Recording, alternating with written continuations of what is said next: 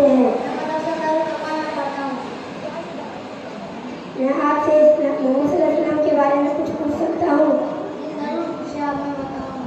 सवाल, हमारे नबी सल्लल्लाहु अलैहि वसल्लम का ताल्लुक किस कबीले से है? सवाल, हमारे नबी सल्लल्लाहु अलैहि वसल्लम के नाना का नाम क्या है? सवाल, हमारे नबी सल्लल्लाहु अलैहि वसल्लम की नानी का नाम क्या है? सवाल, हमारे नबी सल्लल्लाहु अलैहि वसल्लम की पहली आयत कहाँ नाज़िल हुई? सवाल, वालिदैन के इंतकाल के वक्त हमारे नबी सल्लल्लाहु अलैहि वसल्लम की उम्र कितनी थी? सवाल, वालिदैन का इंतकाल कब हुआ?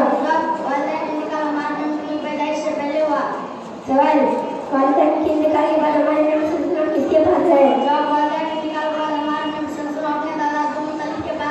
सर, दादा के इंतकाल के वक्त हमारे नबी सल्लल्लाहु अलैहि वसल्लम की उम्र कितनी थी? सर,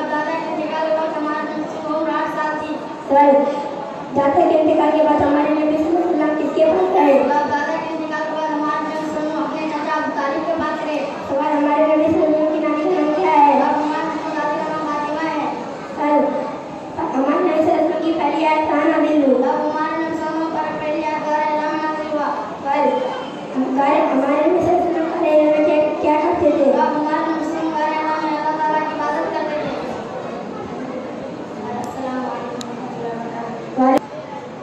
जाती है। रमजान का महीना तरबियत का महीना है। आपका जी चाहे कि अबे शीरीष से लुप्त हो मगर नहीं पीते, आपके रूबरू लजीज खाने हैं मगर आप उनकी तरफ आंख उठाकर भी नहीं देखते।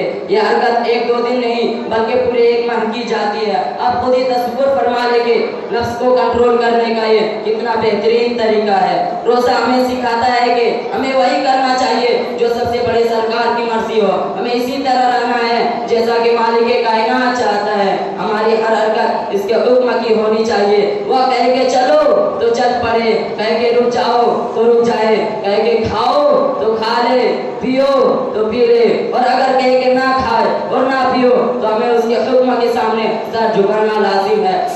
एक माह के इस मुसलसल अमल से अगर आपने नफ्स को कंट्रोल कर लिया है तो समझ ले कि रोजा हो गया है। दुआ है कि अल्लाह ताला हम लोगों को सही ढंग से रोजा रखने की तौफीक दे।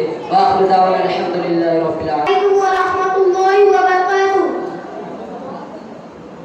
जब नबी आ गए बंदगी आ गई, इस ज़मीन पर नई रोशनी आ गई।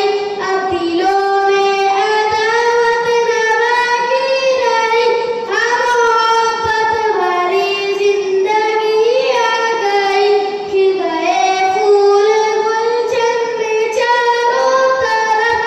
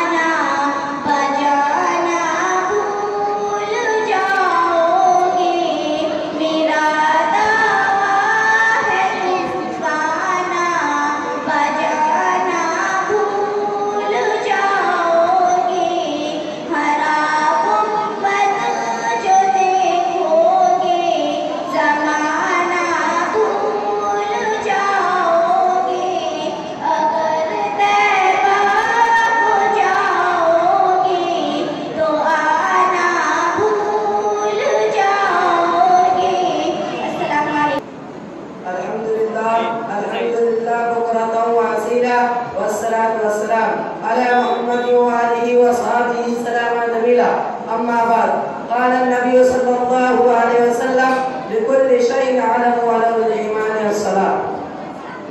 मोहतरम हज़रात, उस अकीर सरा तफसीर में आपके सामने एक मुख्तसर से हदीस पढ़ी है जिसका तर्जुमा यह है। सरकार दो आलम जनाब मोहम्मद रसूलुल्लाह सल्लल्लाहु अलैहि वसल्लम इरशाद फरमाते हैं हर एक चीज का निशान होते हैं और ईमान के निशान नमाज है। हज़रात, दुनिया में भांत भांत के लोग और किस्म किस्म के पार्टियां है, किस्म के पार्टियां है। कोई अरबी है और कोई ईरानी, कोई चीनी है तो कोई हिंदुस्तानी, कोई अफगानी है तो कोई पाकिस्तानी। इसी तरह आपके मुल्क में मुख्तलिफ पार्टियां है। किसी पार्टी का नाम कांग्रेस है तो किसी का कम्युनिस्ट, किसी का नाम जंग सिंह है तो किसी का सोशलिस्ट। बावजूद यह है कि इन तमाम पार्टियों और कौमों में आप ही जैसे खाते पीते इंसान शामिल है और उनकी अलग अलग निशानियां है। आप उन निशानियों को देखकर मालूम कर सकते हैं कि फला कहाँ के रहने वाला है या फला किस पार्टी से ताल्लुक रखते हैं। ये तो इन चीजों के बारे में जो हमारे निगाहों से नजर नहीं आती, पर कुछ चीजें ऐसी